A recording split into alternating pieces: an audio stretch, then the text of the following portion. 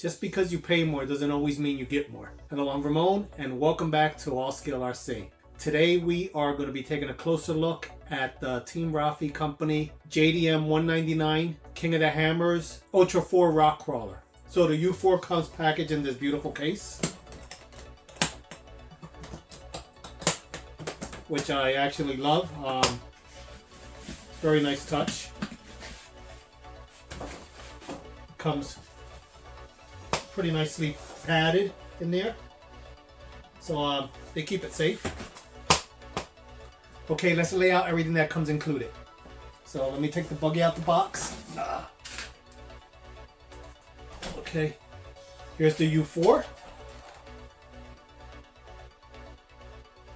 And once you take the parts out, looks like you're gonna have space for your radio over there. Guess we can move the case out the way.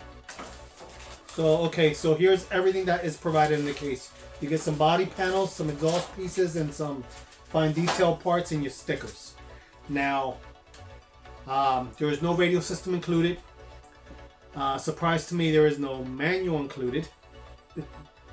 I did find a download on the Asia T's website that shows how to finish your interior panels, which I will include in my link. I also wanted to mention that even as much as this thing costs, the shocks were leaking oil. So it really doesn't matter how much you pay for a car, they all leak.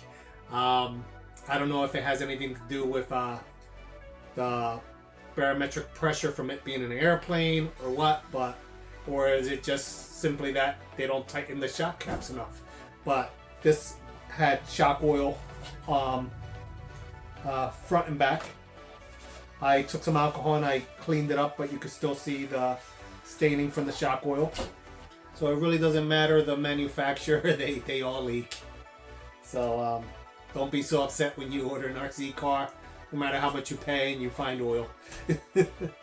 So in the bags provided, they gave you some finishing panels. I better not lose these screws, they're really small. Okay, this is the interior piece, and this piece actually has, in this bag you have shifter and some other pieces that get attached to it.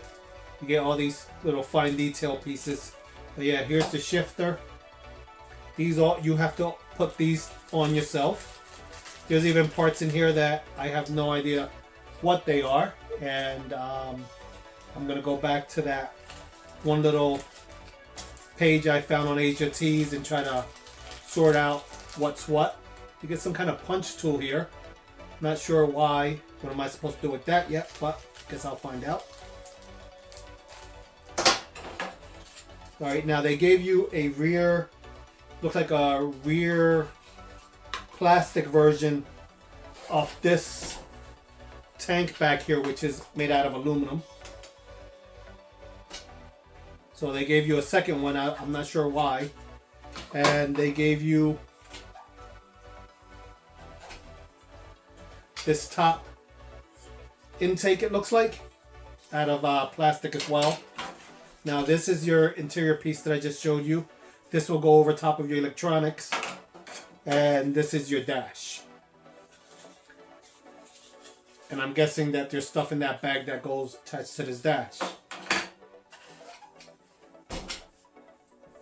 Now my question is, I mean, they were so close to finishing it. Why didn't they just paint these black?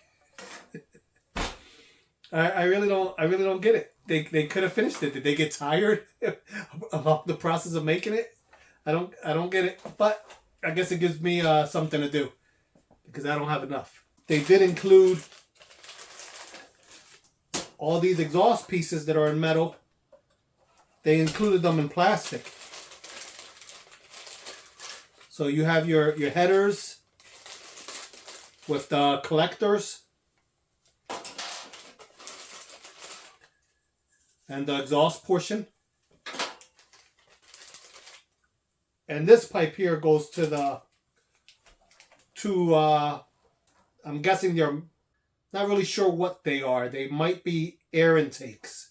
They might be air canisters for the intake system, but they just you right into each other. So they really wouldn't be effective in real life.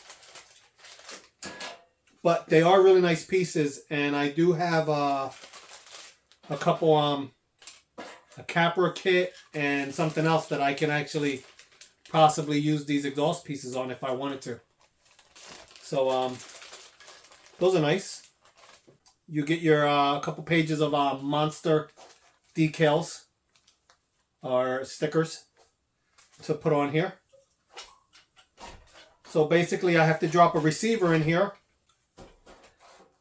Now the motor included in here is a on-one ESC/brushless motor, 540 1200 kV. So that's nice. It does not use a separate ESC. It's built in. Your light module is already wired. So basically you just need to plug in an ESC and finish up these panels and do the stickers. But it looks like it has a locking rear diff. The rear diff is metal bead lock wheels. Everything on this thing is metal except for a couple of the body panels. The front and the sides feel like they're plastic. The roof is metal, and these body panels right here are metal. Now you have dual shocks front and back. The cage is titanium.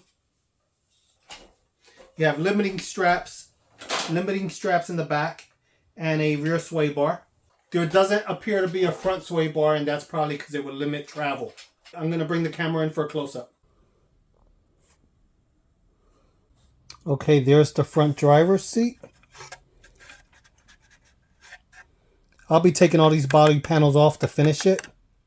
Here's your battery door right here.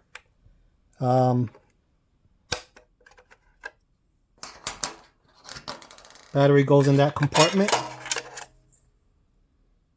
They did put a wall with a mesh behind the driver's seat to separate the driver from the battery. There's a look inside, so you have to finish the body panel to get it in there.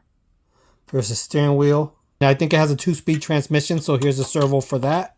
All right, you can see there the steering servo just looks like a ordinary steering servo. It doesn't look like anything special. I'll probably replace that with something better. And there is a spot for a winch in the front. So I'll have to look into that. See what's available that'll fit in there. Dual shocks in the front. Dual shocks in the rear. And here's where all those aluminum bits come in. So that tank appears to be aluminum.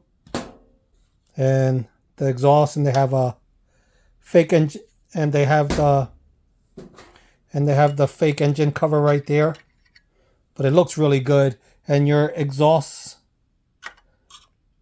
and your headers are mounted right up to it, so they did a good job there. Okay, the fans in the rear are fake.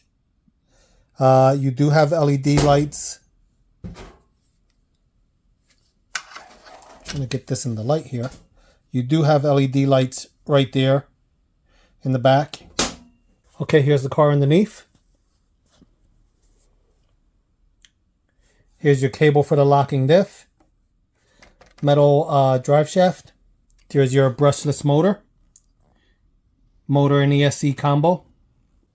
These diffs are pretty solid. And your front is independent front suspension. Here's your arms. The tires are their own brand. They are not a licensed product. The light bars are really nice. I can't wait to get this all wired up. Can't wait to see all these lights on. There's another light bar right here. Okay, so that was a close-up look at the Team Raffee KOH U4. I showed you what you get, what you don't get. It's not really an RC car for everybody. If it's your only RC car, I don't recommend it because personally I love it. I think it's a gorgeous model, but it is, to me, a model. I wouldn't recommend it as somebody's only RC car. I wouldn't sit there and bash and trash this thing. It's too expensive for that.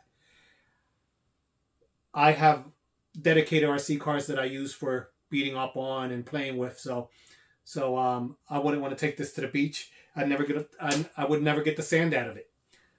But to me, it's a beautiful car. And I can't wait to finish.